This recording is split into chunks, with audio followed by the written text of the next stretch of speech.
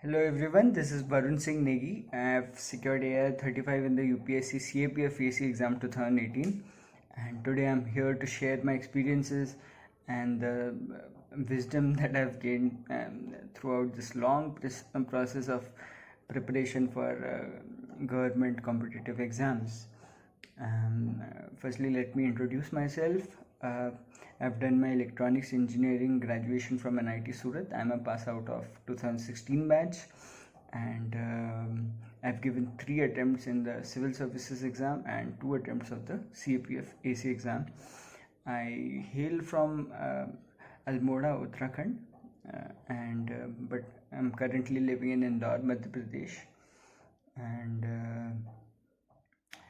so yeah.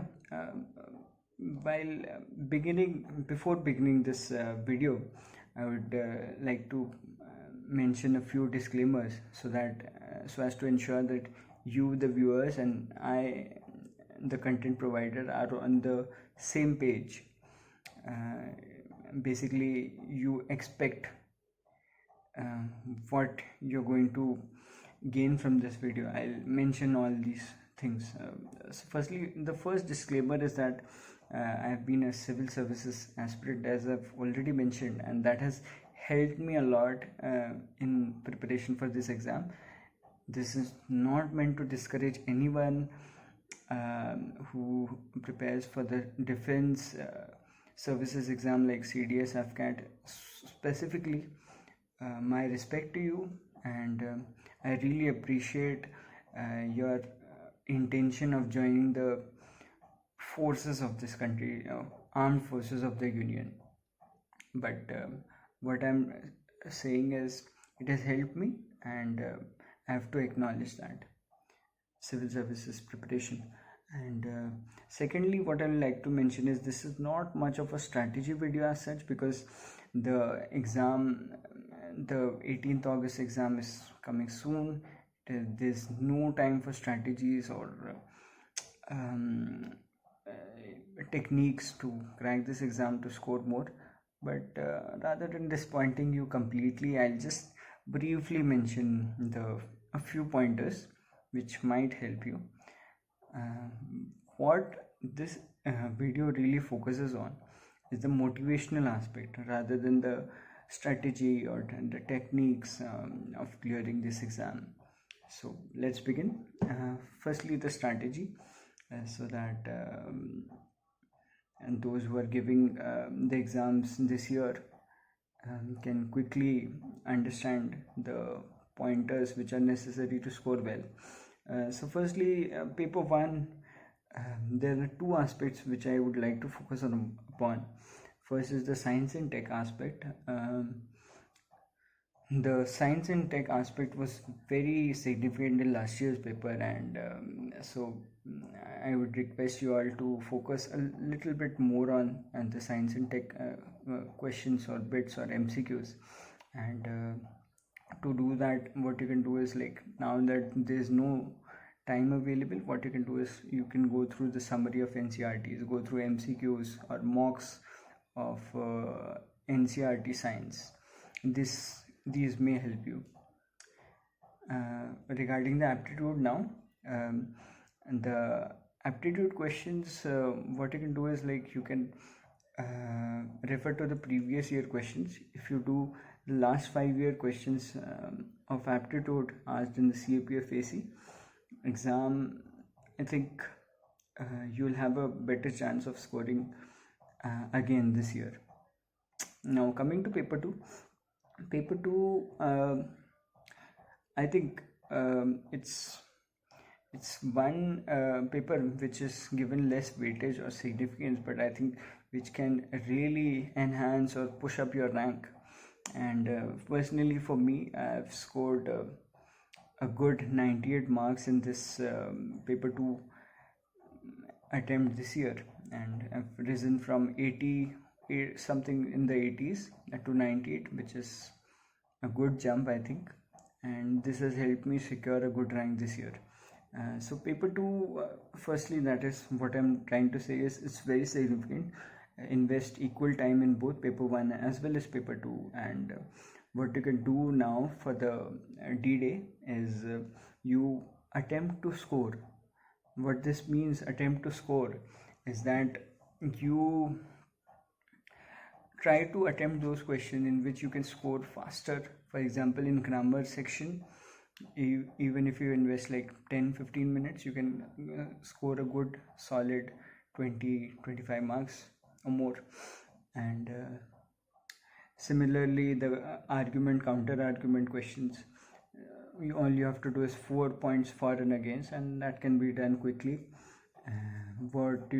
And regarding the questions like essay and précis, you can keep those questions at last, because they are quite time consuming and they don't give the kind of returns which we expect in the other questions which I've mentioned. So attempt to score is the mantra for the paper 2. Now interview, you don't have to worry about it right now, but for future reference I've shared a transcript of my interview, which is brutally honest. I've mentioned every little tiny detail in comprehensive detail, and word to word and line to line and minute to minute description of my interview has been given there. I think this will help you. And but one basic guru mantra for the interview is express who you are and not what you know. It is called a personality test for a reason.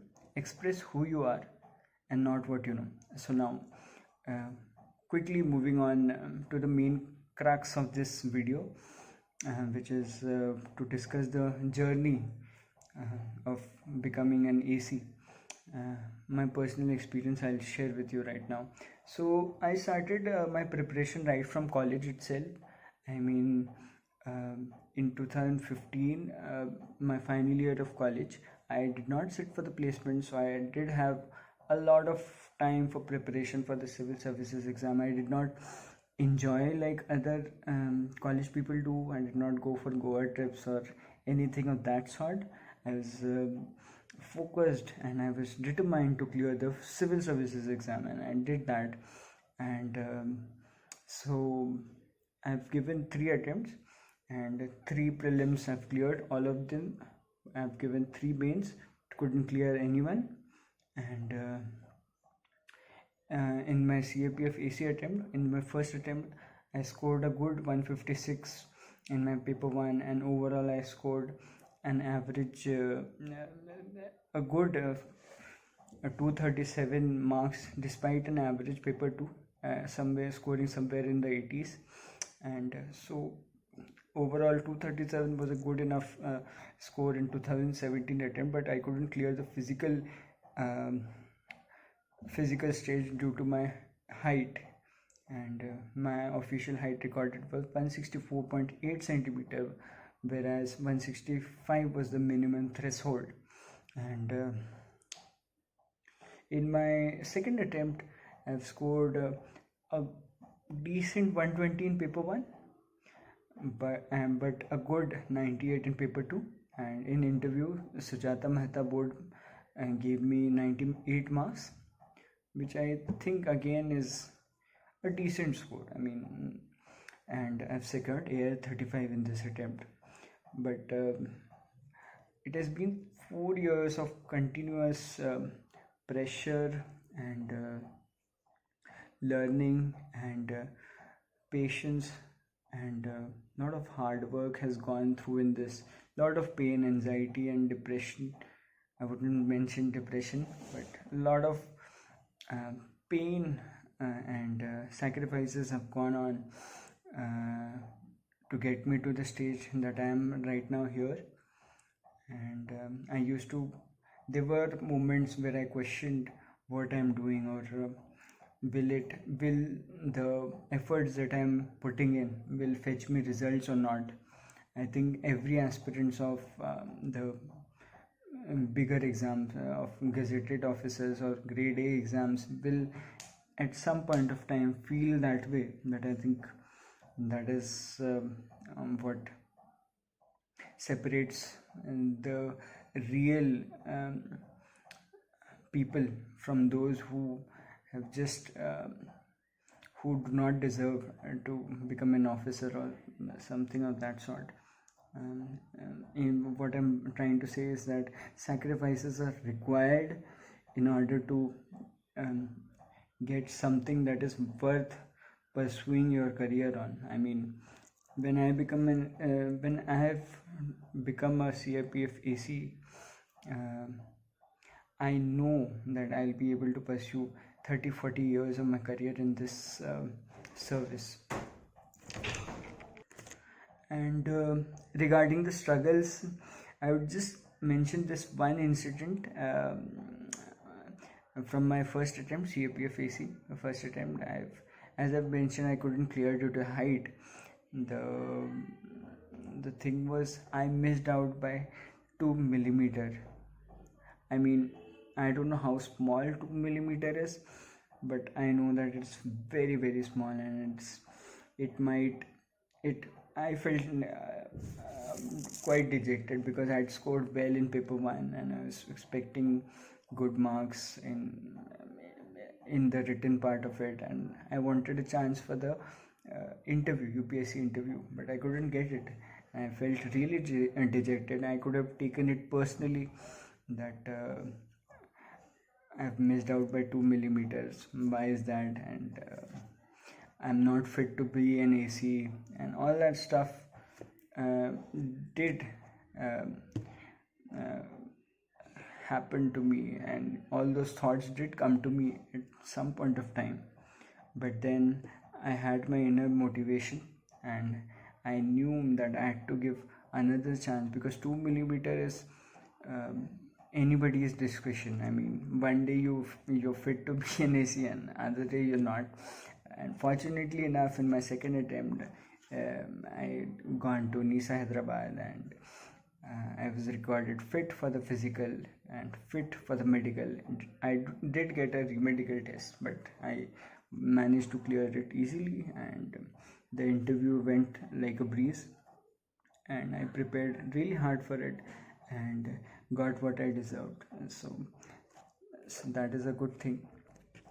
So that is what I wanted to share, my journey. So I'll mention 2 or 3 points that I would like to I've learned through this journey. One is delayed gratification. I'm reiterating these points because they are so important. Delayed gratification means you delay your instant or short-term gratification, checking Facebook or eating a sweet or binging on Netflix or etc. for a long-term gain and long-term goal. If you want to pursue that, it's called delayed gratification. You have to delay your gratification for getting something worthwhile. And second point is that emotions are fleeting. As I mentioned, there will be times when you feel negative energy inside you, you will feel negativity inside you, but then you have to recall the moment when you decided to enter into the field of the government examinations, when you decided that you want to serve your nation above everything else, above every material thing, above money, wealth or prestige. You decided that you want to serve this country and serve this country well from a big platform. You have to remember that day. And emotions are fleeting. They'll come for a few moments, and I'm I'm not saying that you have to suppress your negative emotions, but you just have to be aware that these emotions will pass, uh, and these emotions will not last for a long time. And so you keep up the studies, keep up the good work, and hard work will pay off. And hard work will pay off in ways that you might never have imagined. For example, I did not, frankly speaking, I did not know about the CPF AC exam earlier, but my preparation for the civil services exam did help me to finally get a role, get a rank here, and an opportunity serve the nation. And so there's always a plan B, and you don't really have to think about why your efforts are not bearing fruit. They will bear fruit, but you just have to be patient and persevere through the hard times. And with this good wish, I wish you all the success in your life. I wish you all the best for the upcoming exam, and I wish you success in all your endeavors. May God bless you, and may you have the strength to put in sincere efforts in everything you do. And so yeah, that's it. All the best. Thank you. Thanks a lot for giving me this opportunity.